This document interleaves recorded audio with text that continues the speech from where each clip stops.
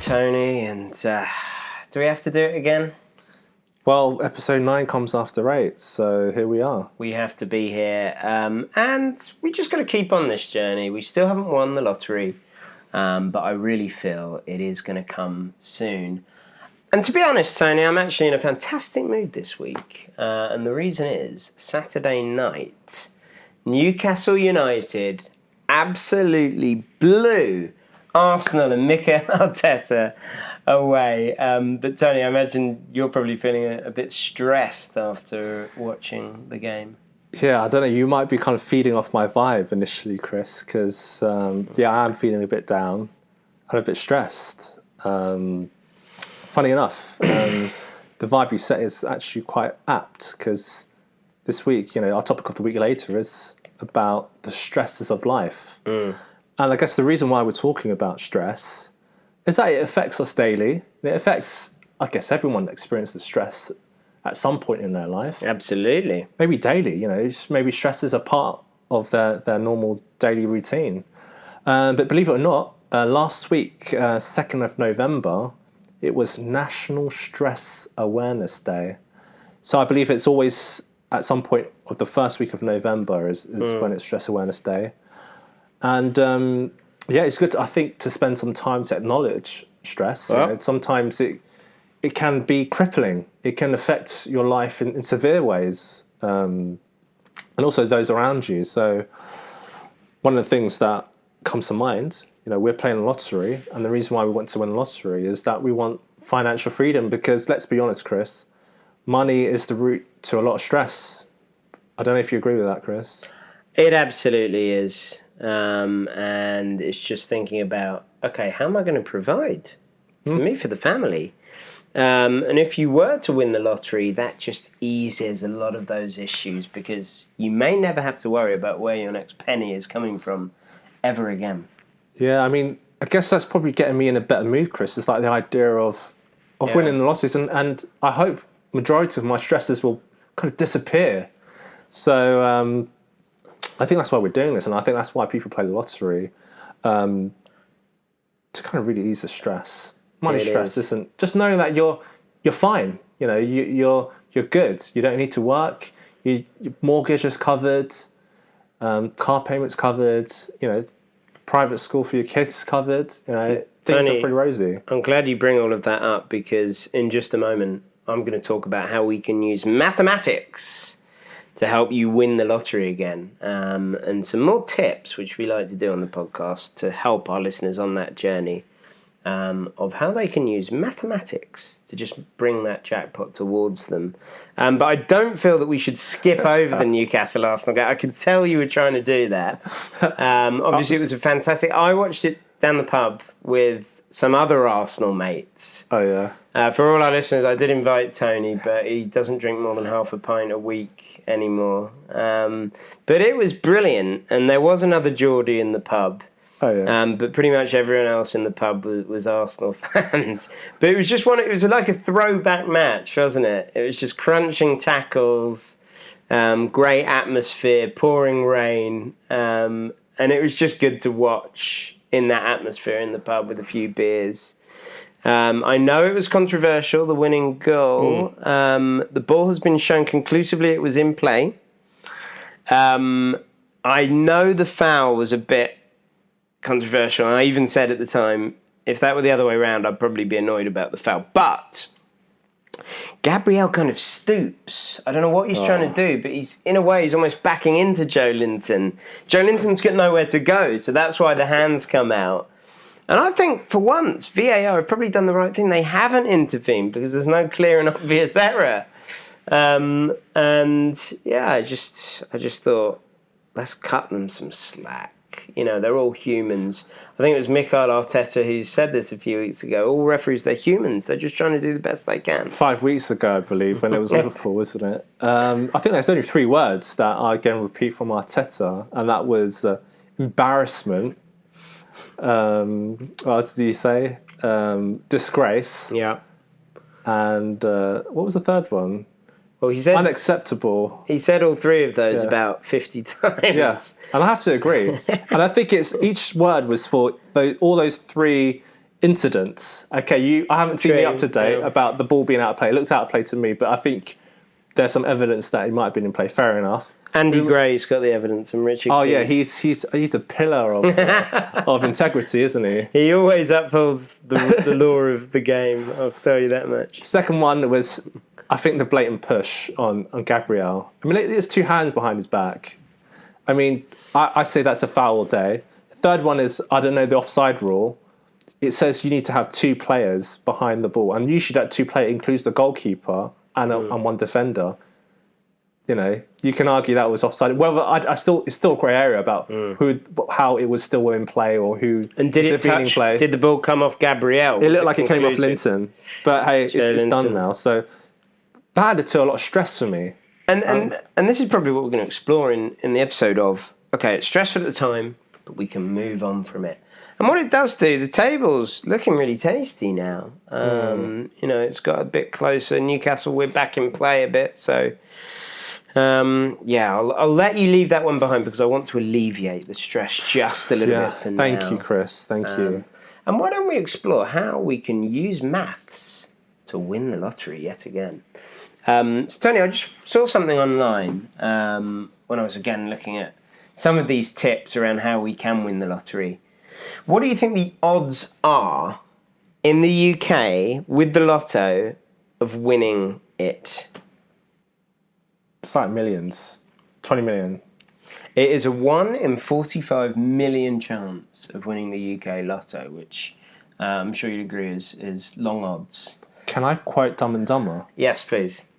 When Jim Carrey, the character, goes to the lady, so what's the chance of us getting together? And she went like 1 in 10 million. So he went, so there's still a chance. So I love the enthusiasm. And we want to have that enthusiasm as well. So there's still a chance, right, Chris? There is still a chance. And what I want to draw attention to is it's a 1 in 45 million chance of winning the UK lotto if you win 1 ticket. If you buy 1 ticket, I should say. However, of course, the more different combinations you buy and try in one prize draw, the chance is going to increase. So bear with me here. So if you buy 20 tickets, it goes from a 1 in 45 million chance to a 1 in 2.2 million chance. Wow. If you buy 300 tickets, it's only around a 1 in 150,000 chance.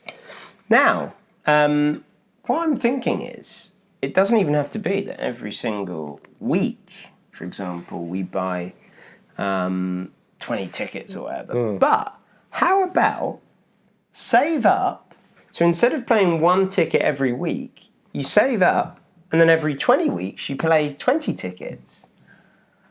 It's mathematics, it's probability, and all the rest of it. So it's just an idea. I know we're obviously using a different method. We're kind of drawing the jackpot towards us. But if people did want to follow pure maths, and some people do, you will increase your chance technically by just buying a whole load of tickets in one draw, rather than sort of spreading it out once per week every week. So it's just food for thought. I don't know what you think about that. Chris, I think, you said that we could take a break for quite a number of weeks and just do an episode this time next year. We just do 200 hours every 200 weeks. Absolutely not. We've got to be on every week. But I'm just telling our listeners, you've still got to listen to us every week, but it just could be a way of thinking about it. Definitely. I think that's why they kind of pull together. I think they've got syndicates, or like when people go, yes, let's, everyone in the office, there's 300 of you. Yeah. Everyone get a ticket, and we'll kind of share it if we do win. But then obviously you've got to take the blow of splitting it 300. And I think there was one at a college or university syndicate where they'd really done a fantastic job of this, and they ended up winning something like $8.6 million because they'd used mathematics to just spread the opportunity. But there's lots out there, and we will touch on this in later episodes because there are theories around odd and even numbers, high and low numbers. We need to find out type stuff. Exactly. We need to find out, does the maths math? So did you say this was a university in the USA? I believe so. So the winners just covered their student loan debt, right? Yeah, exactly. Yeah. So hey, that's a good thing. Have you seen the Bryan Cranston movie where? No, I haven't seen that. Yes, I've seen. So that's based on a true story, isn't it? It is, Yeah. and that is another time that mathematics cracked the code. But there are a couple of loopholes that I've already forgotten. But actually, in that there was a university syndicate doing something similar as well. So I don't know if it was the same one, but Who knows? We might get all the listeners in. We could be a massive syndicate that way. that's what I'm thinking. With the number of listeners we've got, we'll probably be guaranteed to win the jackpot. We'll win £1. Yeah, Well, we'll have to share listeners. £1 between us. Yeah. Talk about lottery tickets. So if we put this in action, so what was last Saturday's lotto draw for segment 1? So the jackpot was a 3.8 million. So I don't know if that will relieve all the stresses in your life, but majority of them, you get the house paid off and the car and maybe the private tuition for your kids.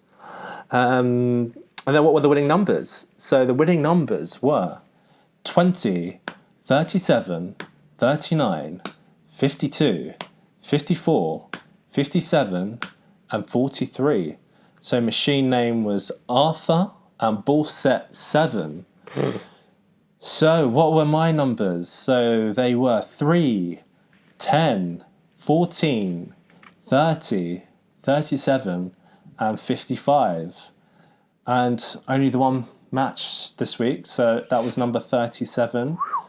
The only slightly positive news was that there were no winners. Good. So it's going to roll over to Wednesday, and hopefully we might see, if no one wins that, we'll see that kind of accumulate for next Saturday. It better do, honestly. But yeah, that was the draw. But yeah, I don't think there's not much to say about the 3.8, so we can kind of... Guess we could kind of skip it this week. We're sick of it. I'm sick to my back teeth of these pitifully low numbers. We've got to get it back up. Do something about it. So yeah, hopefully. And this is part of it as well. We say, obviously, we're talking before about the chance of winning the lottery, which goes up the more you buy. Yeah. But of course, if you're going to go all in and buy, we were saying earlier, just do 200 tickets in one draw, you might as well damn well wait for a high value. Because your return on investment is a lot better. So there are all sorts of different ways. Let's not only see the lottery as a really impossible thing to do every week. We can use mathematics to kind of help ourselves a little bit.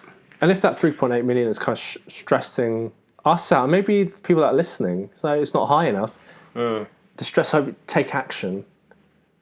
Get some more lottery tickets, increase that jackpot, and increase your chances of actually winning. But only do what you can afford. Oh, yeah. And only risk what you can afford to lose as well. Yeah. And if the fun... how does it go again? If the fun stops, stop. That's the one. That is the one. So if we move swiftly on to our topic of the week. What is our topic of the week, Chris? It is the stresses of life, because as you said, Tony, it was National Stress Awareness Day last week. Over the weekend, Tony was particularly stressed due to Newcastle destroying Arsenal on Saturday night. I'm still stressed about it now, Chris. Probably because I've been going on about it for the last 2 days. Well, I think the stress comes from, it's raw that we lost, but I think it's the implication of that result as well. And to the campaign going forward, these are fine margins that, Mikel Arteta's probably stressing about, whether, the 3 drop points, could it be the difference of winning or losing the title? You're still not far off the top. And there aren't many teams who are going to go to St James's Park and get much this season. It's only when Liverpool turn up and every time Darwin Núñez turns into Messi. And I don't know if you saw his open goal miss this week. I haven't seen it, but I'll probably watch the highlights. But I guess he's probably been thinking about that, trying to sleep. He is stressed. And I'll tell you, another person who's stressed is Luis Diaz. Oh. The Liverpool player whose father has been kidnapped. And another footballer who I saw who was very stressed this weekend is Tammy Abraham, who now plays for Roma. Yeah, who's just mouthing, I'm shit. And so this is what it's all about, work. is one thing that can be very stressful, Tony. I think you just made a great point. Like, they are actually, we forget football is for fun, but this is actually their day job, isn't it? And yes, they're earning 6 figures a week, and money, you can say, is not the source of their stress, but it's their performance, I guess. And if we apply it to, the everyday, guess common people like ourselves and everyone else that are listening, is that a job can be a source of a lot of stress. Oh, yeah. Whether it's you feel like you're underperforming or you're overwhelmed with all the work that's been given to you. The changing markets. Maybe you're working in an industry where the market's slowed down and you're worried about, how can the company continue to survive in very tough market conditions? And this leads on to not only the stress of doing your job, but the stress of potentially losing your job. I think, I don't know about you, Chris, but we've all been there in terms of having to go through that. It's not a nice experience at all. No. Major source of stress. But on a positive, I mean, from my own personal experience, every time I've kind of lost a job, whether it's not through out of my own control, I've always seemed to land something better. So, at this moment in time, stress can kind of be enhanced in the moment that you're hearing the bad news, or you're kind of really stuck in a kind of a patch where things just look overwhelming. But sometimes, there is light at the end of the tunnel. There always is. I mean, Tony, you said it. I think most people that I know, once you reach a certain stage in your career, you've been made redundant once. It's happened to me, it's happened to you, and people bounce back, and I've seen it happen where it feels like the end of the world, and you can feel very uncertain. And I think that's what it's all about. But people bounce back and actually end up in much better roles. So it's another thing to emphasize, like you said, with the word role, like you just said, is that it's not about the people. Like, they're not getting rid of, say, the person for who they are or how they've performed. It's more or less the role just isn't required anymore within the business, as they say. Under a restructure process, they go like, this role isn't required, which can seem quite personal at a time, but it never is. It's just business, as they say. It never is. But this, job is linked quite closely to money, isn't it? It's a main source of income for a lot of people. And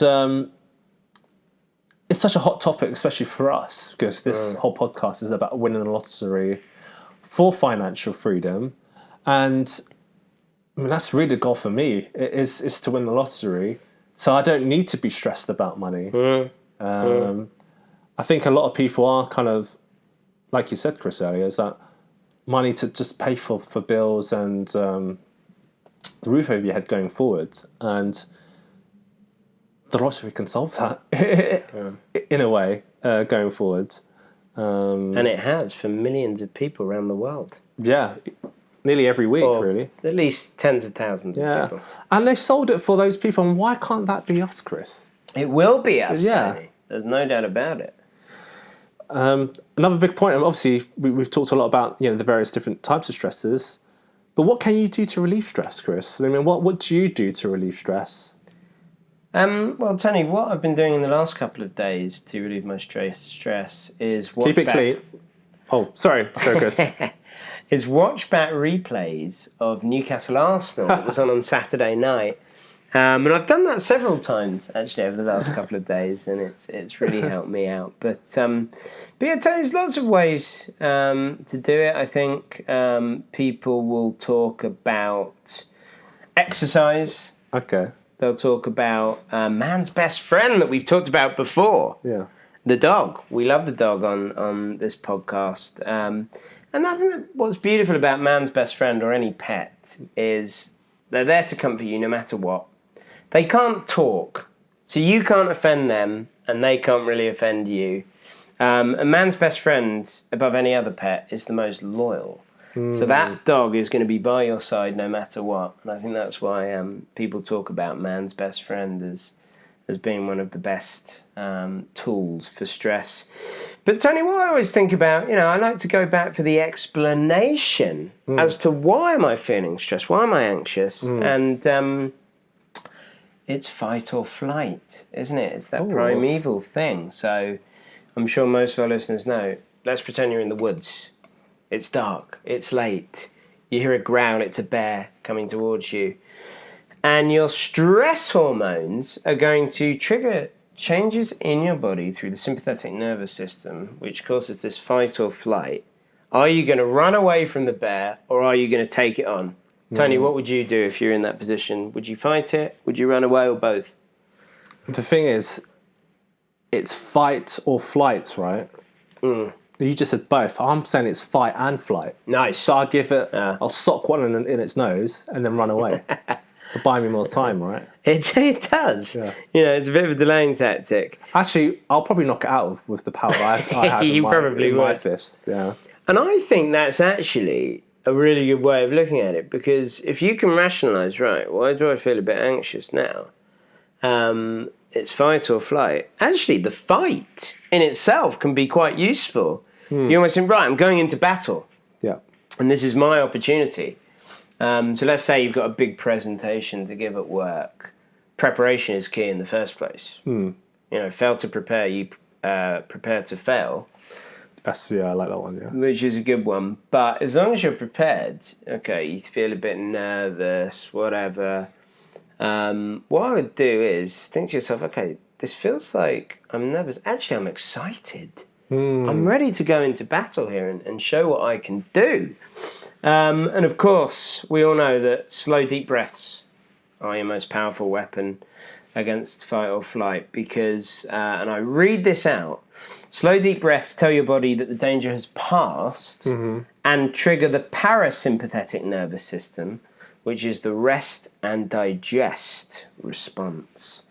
I always like to just think about, okay, why am I actually feeling a bit stressed? And then try and figure that out. And that's helped me a lot. I would say probably man's best friend might be the answer here as well. And maybe that's why we spoke a few weeks ago when there was a beaming canine behind the wheel of a car in Slovakia. Maybe the owner was a bit stressed at that point. He was getting road rage, getting stressed out, and he just said, right. That makes sense. Yeah. And is that so bad? Yeah, that could be true. I mean, I was just going back to the point where you said, the fight and flight idea, and it's almost like you might feel less stressed because you're taking control of things. Like destiny is within your own hands. Love it. It's like I can be the master of my own destiny, whether I just knuckle down, do this presentation, and do it how I want to do it, or fight and just see the outcome of it. But I will know what the outcome is. Yeah. Just a word of warning: I want to get in a fist fight with a bear, you'll probably lose that one. But the intention is the idea of it's almost taking control. The stress is kind of forcing you into action, basically. Whether you're going to run away or you're going to take it on. That's great. That's great kind of tips, Chris. I guess if I talk about myself, and I've gone through everyone goes through stress, but if I talk about myself, that when I'm really stressed at work, after work, I'll be thinking, it'll be kind of overwhelming me. And I was reading something somewhere where they said that you need to kind of draw the line of separation between work and then your own time, because the stress comes from you just constantly overthinking, like, what if I coulda, woulda, shoulda type of scenarios. So I would take the bus into work, and then I'll take the bus back home, and there'll be a certain point in the journey where it crosses a certain road or a certain building where I'll go, this is the point where I leave work behind me, and this is my time. This is my own time to do what I want, to do stuff that I enjoy doing. And one of the things that I do enjoy doing is playing FIFA. Oh, who doesn't? EAFC. Yeah. One of the things that got me thinking is that, I'm playing computer games because I enjoy it and to release stress, but I don't know about you, Chris, but you get into it, and then suddenly you're playing a cup final and you're 5-0 down. It gets pretty stressful. I mean, Tony, and you lose it. If you ask my neighbours if they think FIFA is de-stressing, they'll probably say it's not, because I can get a bit vocal when I'm playing FIFA. But I actually do know what you mean, because I almost feel you can channel everything into the game, and I think it's a bit of a stress buster. Yeah. If you generally, I think the thing that I'm trying to get at is just doing something that you enjoy and can be a distraction where you're just constantly replaying scenarios or a bad conversation. Take your mind off it. Just take your mind off it. Yeah. But I actually did some research and let me go to a source of information that I can find online. And obviously we're big fans of the NHS. Oh, yes. And I was like, what does the NHS have to say? What kind of advice or tips they can give to me and to other people about how to relieve stress? So there's actually 10 stress busters that they kind of Love it. talk about for people to try. And I think one of the ones that they first start off with is be active and exercise, like you said. Exercise can really help with stress and really start working up a sweat, the endorphins start going. I mean, Tony, sometimes you might not look forward to it, but have you ever gone and done some cardio and you felt bad at the end? No. I'm asthmatic, so there was a time where I felt really bad. But yeah, okay. If I take massive pump beforehand. Apart from the time you almost died. But for me, you get on the bike or you go for a run, you always feel good by the end. Yeah. And I also find it lets you kind of rationalise things, because while you're doing it, you can think things through a little bit. Yeah.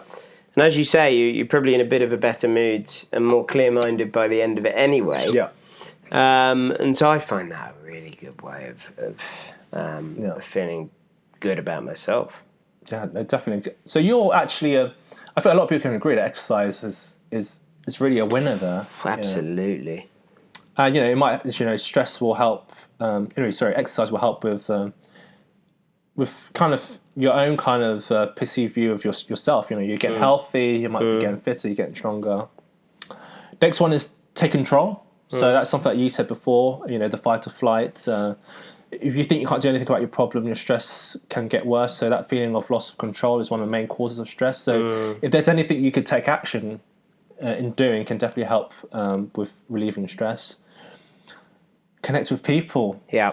Relationships. I'm sure, hopefully everyone has a support network. I mean, not everyone is enough to have that. But there is support out there even if you don't. Yeah, there's numbers that you can call. I think there might be even someone on an NHS website that you can probably reach out to. But, talk to your colleagues. And I'm sure if you're going through a stressful period at work, other people may be able to relate. Your colleagues can go, are you feeling you're not alone in this? Yeah, I know what you're talking about.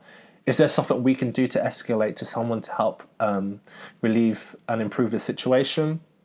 And obviously your friends and family, And that's always big for me. Yeah. I'm quite a sociable person, and it doesn't work for everyone. I think you're going to touch on that with the next point. You've got to have that balance of seeing other people and time on your own. But yeah, it's important, isn't it? Everybody needs a little bit of social contact at some point. Exactly. And I would say, on to the next point is me time. And whatever that looks like, whether you're reading a book by yourself or just going for a walk to take your mind off things, or, doing whatever you do in the private of your own bedroom by yourself, whatever that may be. That is your own, your own me time. It's your own space. You could go and feed the ducks. Yeah. It's whatever you're into. Metal detecting, we've spoken about before. And okay, I don't mean to sound crude, but this is for probably the Reddit listeners out there. But have you ever heard of this thing called PNC? No. It's called post-nut clarity. Oh yes, I have heard of that. Yeah. So if you have some me time and you're doing something that is quite natural for you to de-stress, you might get a sense of clarity where you're like, what was that thing I was stressed about? Where does this kind of ladder up into my priorities? It's actually a good way to reprioritize. What you're saying. Exactly, and that's why they call it, post-nut clarity. So basically, what you're saying is one of the best ways to de-stress is basically to nut yourself off? Apparently, well, yeah, it's one. I don't know what that's all about. I've never tried it myself, but I hear it helps. I found this quite interesting. Challenge yourself. So, setting I don't yourself like that. goals and challenges, whether at work or outside. Well, I don't know if I agree with that. Imagine that you've got targets to meet that's stressing you out. It says, let's give you some more targets to try and hit. Maybe more realistic targets. And we'll go back to the SMART objectives. Yeah. Which SMART stands for. What does SMART stand for? Specific, measurable, achievable, Relevant or relatable? And time relevant and timely, yeah. Yeah. I like that because, okay, challenges is one thing, but maybe it's also about setting yourself a roadmap Yes. and telling yourself, right, these are some of the things I want to do, and here's a realistic, as we said, time frame in which to do it. Yeah, definitely. And I would say, they even said here, learning a new language, a new sport is just, you're improving a skill. You're adding another skill to your arsenal. And what's important is, did you just mention Arsenal then? Yeah. What's important is not to set yourself too big a challenge because, learning a new language is one thing, but it's baby steps, right? Yeah. You're not going to master it in a month. Yeah. I mean, in this moment in time, in your stressful period, nothing too big, but if you go back to last week about having a goal if a goal doesn't scare you, it's not big enough. Yeah. This probably isn't the right time for that. It's breaking that goal into smaller goals. Into smaller chunks. Yeah. And having that roadmap. I think the roadmap can be really useful. It's just breaking that goal down into maybe 5, 10, 15 parts and say, right, this month, all I'm going to do is this part. Yeah. And that's actually, we always think of roadmaps in a work context, but you can still do a roadmap for your own personal of course. life, your own personal development outside of work, for sure. Absolutely.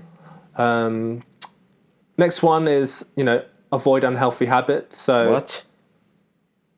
I don't like the sound of this. Well, because it says don't rely on alcohol. Smoking and caffeine. Oh my God. That'll make me more stressed. They're always trying to get rid of all the best things, aren't they? I think overall, in general, that might be the best healthy approach to do things. Yeah. But that's pretty standard. I would say when you're stress eating is not going to help you. Just gorging on unhealthy food is not going to get you right. I think if you eat nutritious food, that will actually help kind of support your body and your immune system. It's definitely going to help in terms of relieving stress. Absolutely. And hopefully making it get worse. Just avoiding it getting worse. Help other people. Sometimes it's right that you're feeling what you're feeling right now, but maybe helping other people can get you out of that headspace and go like, I am doing something that's worthwhile. I think everybody feels better about themselves when they help others, and I think there's a lot of evidence out there to support that, Tony, that if you do help other people, it makes you happier, it makes you more resilient. Yeah, definitely. And obviously when you help people, the goal isn't to go, I helped you, so you better help me now. Oh, isn't it? Oh, I mean, it could be. Maybe maybe you're helping someone to help you get out of the stressful situation by getting you. There is this whole, I don't want to get all philosophical about it, but there is this school of thought of, is anybody not selfish? It's that whole thing of altruism. Right. Basically, if you ever do anything nice, you're actually being selfish because you just want to feed your own ego and feel better about yourself and potentially even make other people think you're nice. Well, that's a bit. I think we could get into that. We'll definitely get into that at a later stage, but I think in general it's definitely a good idea. Yeah, you just help people and just don't expect anything back. Really, I think the getting back is the positive and the good feeling of doing it. Next one is work smarter, not harder. So how I interpret that in modern times now, like right now, just chuck everything on AI, let it do the work for you. ChatGPT. Yeah, you can meet deadline. Here it is. Yeah. But no, what it means here is prioritizing.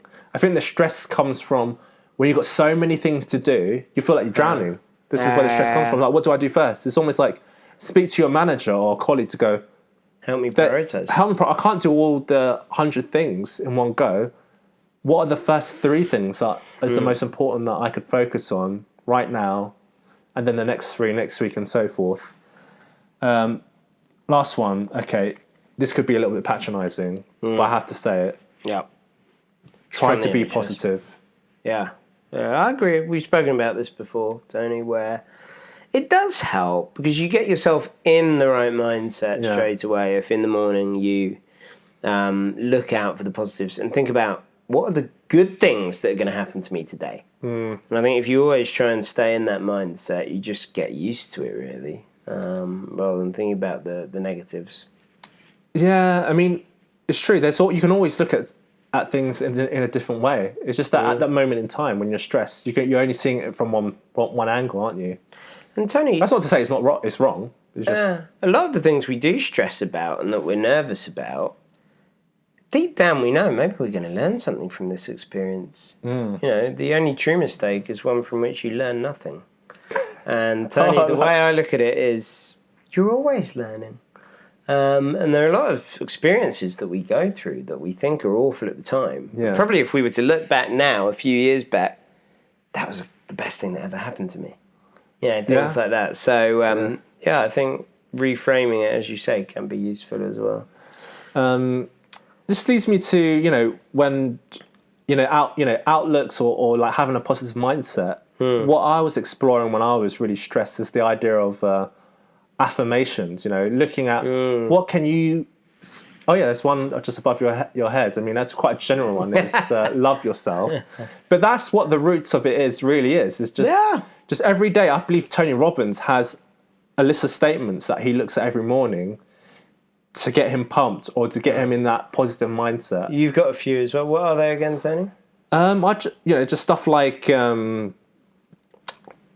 There's one that stands out. It sounds a bit grim, but one's called Memento Mori, and those who know Latin, it stands for literally remember we must die, and that sounds really dark.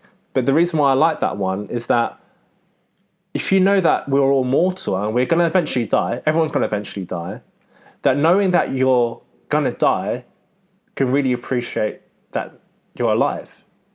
So knowing that there's an end is that whatever happens now is that you're alive. And what I mean by enjoying that you are alive and that you eventually die is that does anything really matter? It sounds pretty deep, but the thing that you're doing right now, how important is it really? In the grand scheme of your things. Entire life, and then you zoom out of your entire life, imagine little ants just shuffling around the planet. And by the way, in the grand history of just this planet, how many years in are we and how long have we got left? So you're right, nothing really does matter. And I think it sounds quite complex because I was going, nothing matters, but then, you're going to die. But it's the idea that a great example of this is that if you say to someone, oh, you're going to die in like a year from now because you've got some terminal illness, whatever that they were kind of stressed about in their daily life, obviously they're going to be really stressed about them dying, but then there's going to be an element of like, it could be quite freeing that what's really important right now, it's got to be, everyone's going to go friends and family. It's a bit of a release in a way, Tony. And again, I come back, I think uncertainty is a big stress cause for people. And in a way, to know that you've got a year later, certainty. Yeah, well, there you go. You know what the outcome is. Because it's the unknown. I think a lot of anxiety and stress comes from like, this could happen or this bad thing's going to happen. If I asked you, Chris, would you be happy to know, would you be pleased to say, if someone told you, you're going to die at age 70? I think on this date. I think it's really, really, really hard to say. But, there's part of me that thinks if somebody said to me now, Chris, right, you're going to die age 70 on this day from this cause, and before that, all these big life events are going to happen to you. Yeah. And this thing's going to go well. And by the way, this thing is not going to go so well, but you're going to learn X, Y, and Z from it. I think it gives you that certainty, but that's what life is. It doesn't move in a straight line, and there will be ups and downs. So maybe it's about us just looking ahead and realising some things are going to go well, some things are going to go badly, but by gum, we're going to learn all the way through, and it's all going to be okay in the end, Tony. I mean, that's life, as they say. C'est la vie. Yes, c'est la vie. But yeah, I mean, that's that. All that memento mori stuff was just me exploring stoicism, really. Stoicism, yeah. And it's the idea of just being kind of stoic about things. I mean, you can look up more details about what that really means, but it's not really reacting to stuff that's out of your control. You can only control, stuff within you and within your power, realm. Yeah, within your realm. Yeah. No, I think you're absolutely right, and I think it is a really key one to remember. And I find myself doing that, actually, okay, I feel a bit worried about this. Can I do anything about this? No. So, it can help you to think, okay, that's it. You just remind me of a great example that I used to use quite a lot, is the idea of you being on a bus. You're late and the bus is stuck in traffic. Yeah. You're already late for work or school. Does worrying about it help? No. Because you're already late. You're going to get there when you get there. Yeah. So worrying about it is not going to help you at all. Yeah. I mean, I've had that before. We were going to the airport with a couple of mates in a cab, and one of them was getting really stressed. And my other mate said, "There's nothing we can do about it. It's out of our control." But he said what he uses to cope with stress is just think about what is the worst thing that can happen. And he was like, the worst thing that can happen here is that we miss the flight. We book onto another one. It costs us a bit of money. We still get home and we just laugh about it in 5 years' time, and we don't have any impact on our bank balance in the long run whatsoever. So that's just another way you can look at it. What is the worst thing that can happen? It may not work for everyone. You can die on the... You're going to die anyway. Yeah. Yeah. Well, it may not work for everyone, because I think... But then again, it probably will, because we've said, though, it's fear of the unknown and uncertainty, right? So if you frame it as in, okay, this is the very worst thing that could possibly happen, probably at that stage you're like, well, if that's the worst thing, then is it that bad after all? Yeah, exactly. It's almost like coming to terms with what is the worst possible scenario of things. And most things that you're probably stressed about isn't a life and death situation anyway. Yeah, exactly. And by the way, the chances of the worst possible outcome happening in any scenario are pretty low. Yeah, exactly. Mathematics will tell you that. Cool. So if we move on to segment 3, so picking next week's numbers, I think I'm onto a bit of a more positive story. At last. Talking about stress, imagine being a teenager at 19 and then having a kid at 19. Oh, no. That would be pretty stressful. That's too soon. Having a kid at 19, I'll be really stressed. Yeah. The good thing about this new teenage dad is that he's won the lottery. And I believe this is for his first ever ticket. Talking about luck. And he was a lottery virgin, and he's just come in and popped it on the first go. Yeah. And I'll tell you at 19, he might have been a virgin, and now he's got kids. Well, that's what I was saying. He's lost virginity twice very early. So he won it while sitting in the bath. But okay, this is a little bit of a downer. I said he won the lottery, but he won £10,000 a month, and it's not the set for life. It's just for the next 12 months. Oh my God! So it's a new one. 120k ain't too bad for a 19-year-old. It's not half bad at all. But at 19, is he going to spend that money wisely? I hope he's listening to this show. Oh yeah, we don't want another kind of Mikey Carroll situation. No, Tony, what's his name? Seriously, Sam Lawton. Yeah. Honestly, if anybody knows him, make sure he listens to this show. Oh yeah. Hopefully he's 19, but having a kid, I'm sure it would help him mature a bit to go, look, I need to make this work for my family. When did he have the kids? It doesn't say in here, but he does have a girlfriend who's 20. She's actually older than him. And he said he was in the bath and just thought I'd have a go. You talking about the lottery or what? Is that how he got her pregnant? Or? Potentially, maybe that's a routine for him. So I'll try the lottery as well. But good on him, good for him. I'm just worried about this because, so he said, I downloaded the National Lottery app in the bath, put a tenner in my account, and then played a lucky dip. So what is this game? He'd won the Set for Life second prize. So is that the second prize? You win it for a year. Oh, right. I do. Yeah, Right. I guess the top prize is for 30 years. I guess Tony, we need to look up what are the odds of winning the second prize on that one, because I've made my feelings clear on this pod before that I think Set for Life is a really good one. we need to check it out. So yeah, we just need to figure that one out, I guess. But that's positive. So that's my number 19. A 19-year-old winning 120k, and he won it in the bath, and he's a new dad. So that's positive. That is positive. Having a kid's positive, but not Not at 19. No, but the kid is set for life, you might say. But how can they call it Set for Life second prize if it's only for a year?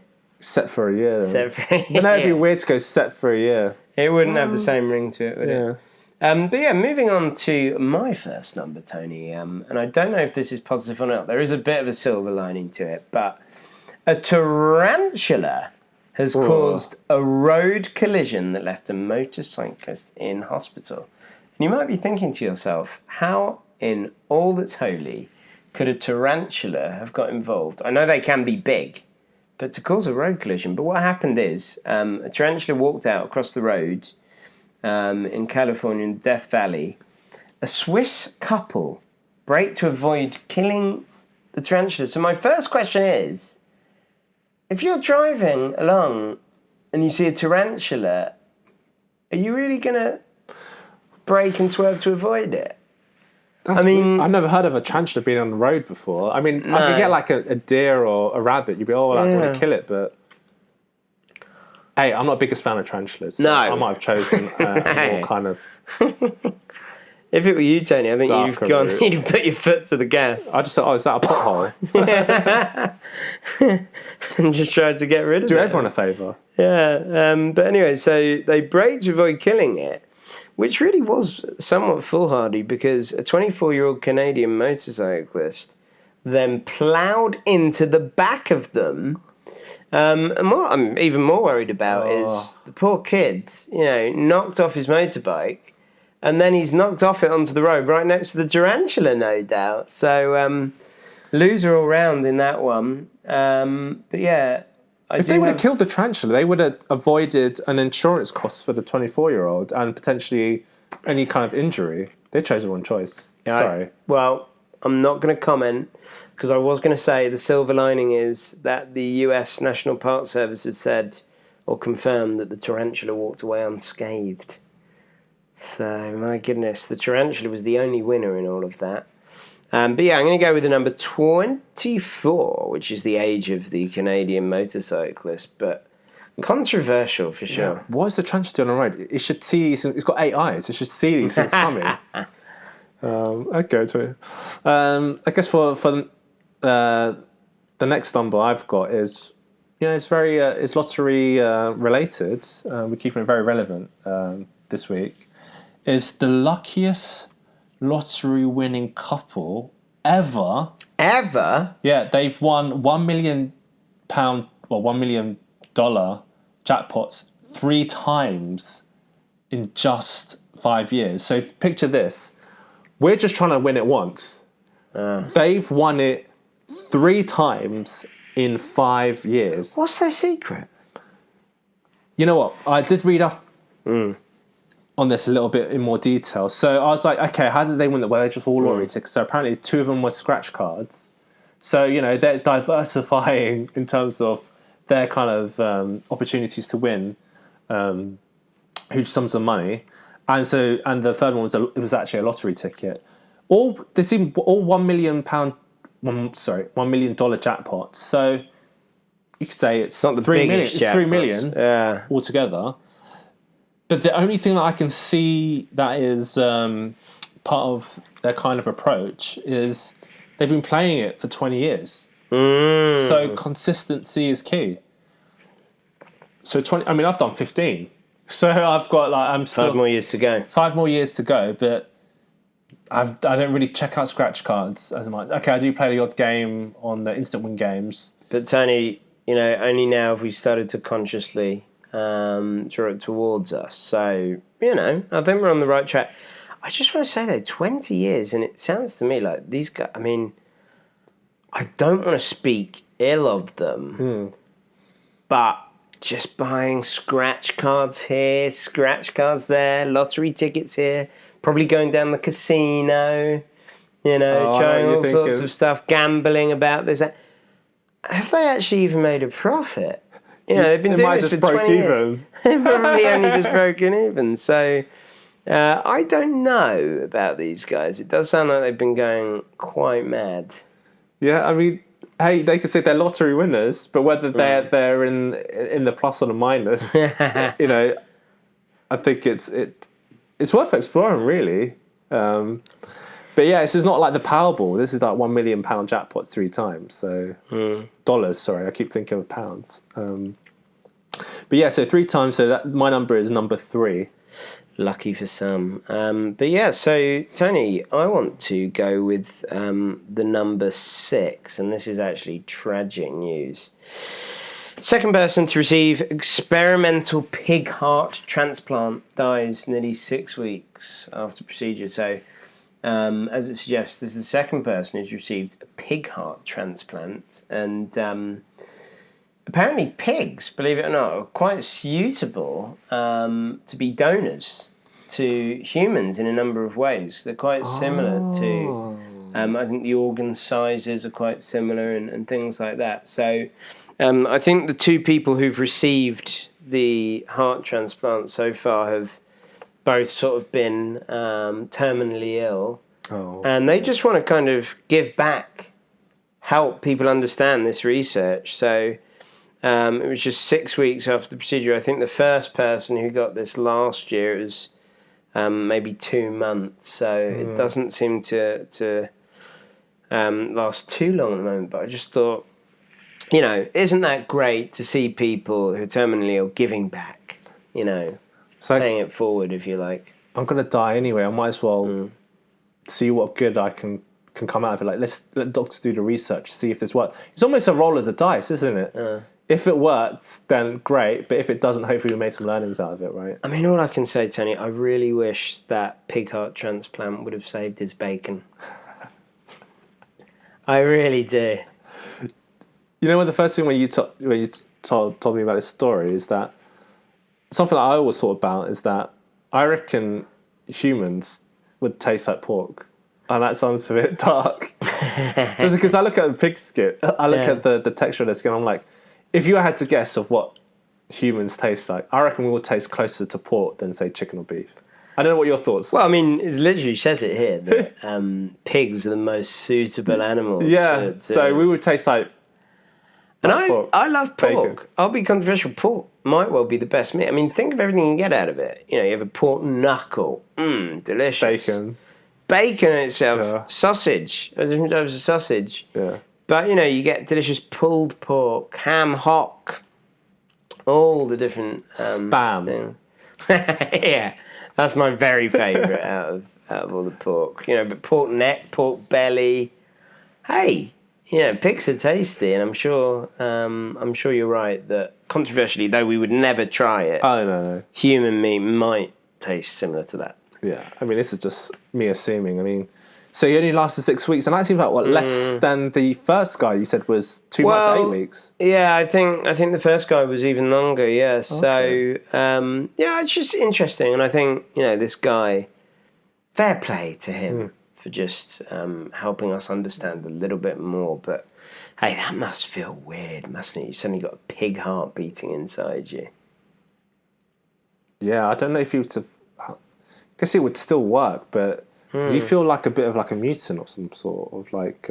It's almost worrying of what could happen to you. We've all seen Spider-Man and things like that, so... Actually, what power would you have from a pig? Because Spider-Man... He can crawl walls and then shoot web. Actually, the web is... Pigs don't do a lot, do they? They just ride around in the mud. Apparently, they are very clean. I have heard they're actually the cleanest That really surprised me. You don't believe me? Because you had it's like a pigsty, or dirty as a pig, or whatever, dirty pig. Yeah. But that's surprising. I mean, yeah. What the attributes of a pig? What's like a power of a pig. I honestly. Because they're not fast. They're intelligent, powerful? but humans are more intelligent than pigs anyway, so you're not going to get enhanced brain power. Yeah, that's probably why we've never had like a pigman superhero, because what the hell do they do? Just be like a Homer Simpson type of character, just sitting around at home. Spider Pig, was that a thing? Oh yeah, Spider Pig. Okay. Oh yeah. Okay, so you're number 6. Yeah, number 6 was 6 weeks. Okay. But I think you've got a really good one now, Tony. Okay, I've got a. This is quite a dark one that I saw, but this really struck me this week. And what can I say? This is quite a negative story. I know we tried to think positive, so I'm just going to go through it. Okay. So oh my goodness. The headline for this one is NJ, this is New Jersey, custodian, so that's like a janitor or cleaner, performed sex acts with school cafeteria objects. Oh my god. So yeah, this is quite an unsavory, this is even worse deviant. Than the chick who was playing around with parking meters last week. This is 10 times worse, Yeah. or if not more. So just a bit more detail. Oh my god, do I want to hear? Okay. He contaminated food and cafeteria utensils with saliva, urine, feces and bleach, authorities said. So what does that actually mean? Like what kind of that is sick vile. acts did he do in the school cafeteria? So he was It's not a laughing matter. It's not. Because it's so It's one of those where it's so vile that you just can't. You just can't. So apparently he was wiping his penis, testicles, and anus with slices of bread and various utensils and items around the school. And this is where kids go. I mean, this is horrible. This is just disgusting. Apparently he was spitting on the bread, putting it back in the container to be later served to school children. I mean, this is... Wow, I just can't believe this. I just don't... What's he getting out of that? Spitting on the bread and putting it back? I mean,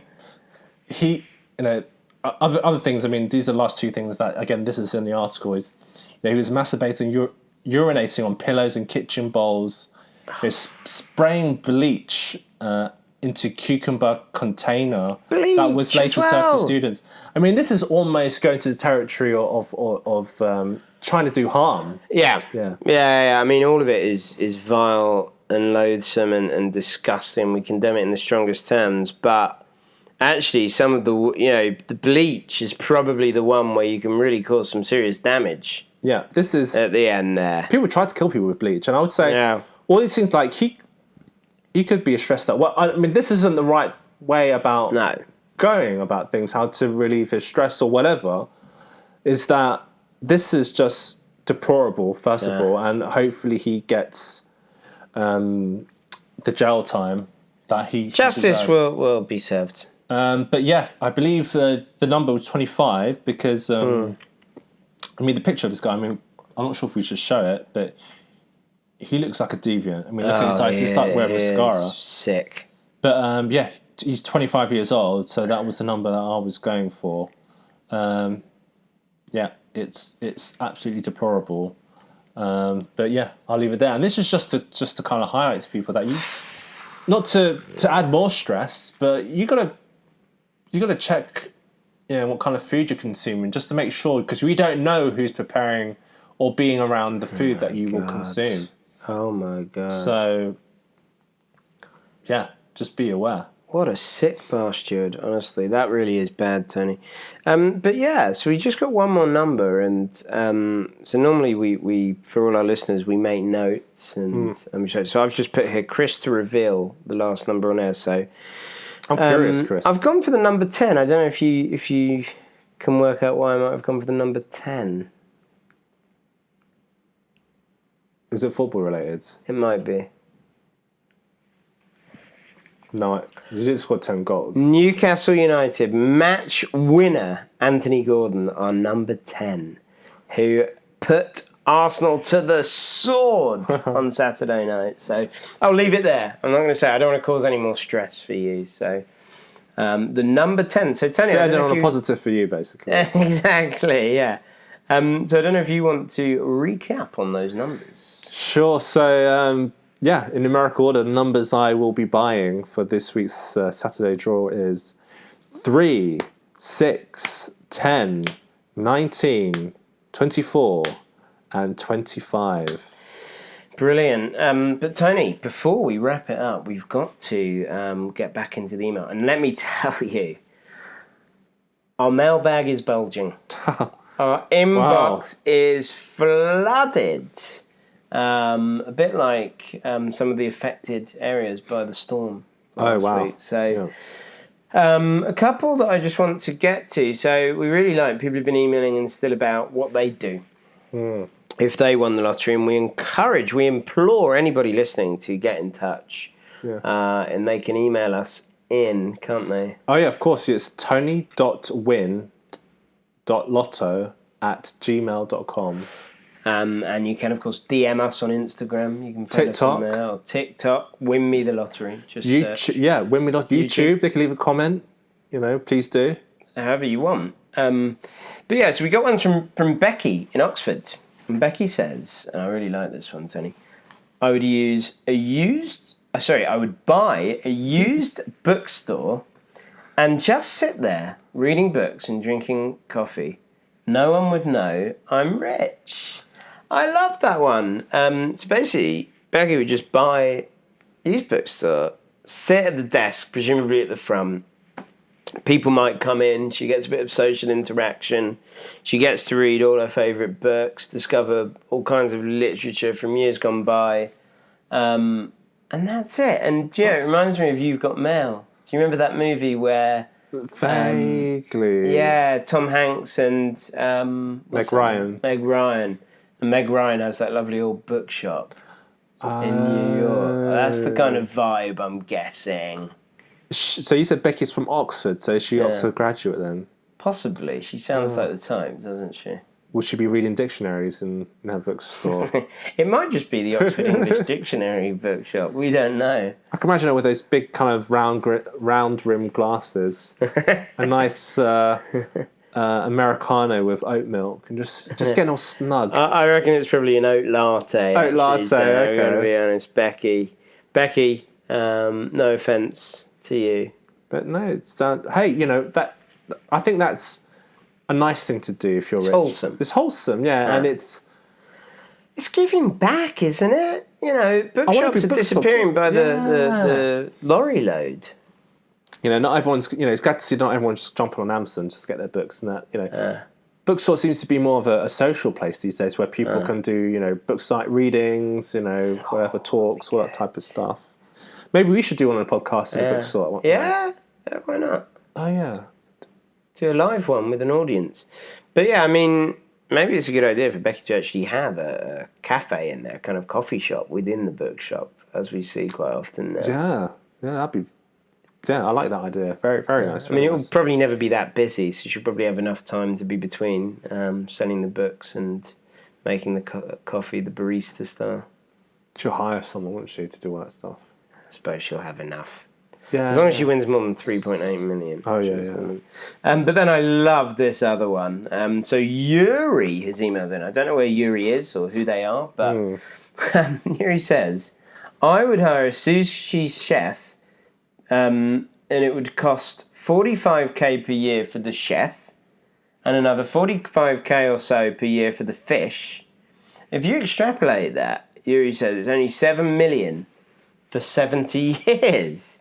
So if he wins a big, or he or she, I don't know, if they win a big jackpot, you can easily do that. Just get your own sushi chef, because Yuri says that they're a huge sushi fan. I think your own private chef is, that's a great luxury to have. But 70 years, they must be pretty young to think that if they're in their early 20s, they'll be like 78, 90 something right now for the next 70 years. Yes. Yuri, let us know who you are, where you are. Sushi is... Well, sushi's quite healthy. Japanese diet may be helped because they live for They ages. might be in Japan. Maybe they have got into AI and robotics and stuff, and they found a way to. Maybe they found a Benjamin Button cure. We don't know. Right? Yeah, definitely. I think that almost brings us to the end, Chris. Unless there's anything that's stressing you out that you want to talk about. No, nothing stressed me out. I'm just keep thinking about the football from Saturday, so I'm all right actually. You know what? We're still ahead of you on the table, I believe. You are. And by the way, we've got some big fixtures ahead this week, Tony. Newcastle Dortmund tomorrow. In Dortmund. Arsenal must be playing again. Sevilla, I believe. Yeah. Is that at home this time? So, things can turn on a sixpence. Yeah, it's you never know. So you're saying, like, in any kind of situation, it's like you're down in the dumps right now, but things can be better the next day, the next week. I mean, the great thing is, when you're at your lowest point, it doesn't get any lower. Yeah, it's only up from here. It's only up from here. Yeah, when you hit rock bottom, the only way is up, right? As they say. The only way is up, baby. So I would say sometimes, stress is a bad thing. It can make people do bad things to themselves, really. We don't want people, obviously, to do that. But there's one thing that came to my mind is that when people are stressed, there's that kind of, the games that people play where you can go, the escape rooms and stuff like that. There was one kind of version of that where you just smash stuff up in a room. Nice. Have you seen that? No, I haven't. So it's like literally you gear up, you've got goggles and baseball bats, and you just smash up like a printer or a fax machine and some office equipment and some windows. I'm going to be honest, I hate that. You would hate it? It gives me a bit of anxiety whenever, on movies and stuff, and they just show someone like smashing it. Even that stresses me out. I must have some sort of OCD where I like things to be tidy. Because you've just wasted loads of... Yeah, and someone's going to clear that all up. That's true. It's like, you let out some stress, you broke a glass, but some poor sod's going to have to clear up after you. Yeah, that's what really worries me. You should make it worse. Or, maybe if we just do it in a safe, regulated way, as I say, you smash up some eggs in a bin. Like those Iceland eggs that you once got. Yeah. Something like that. Why don't they...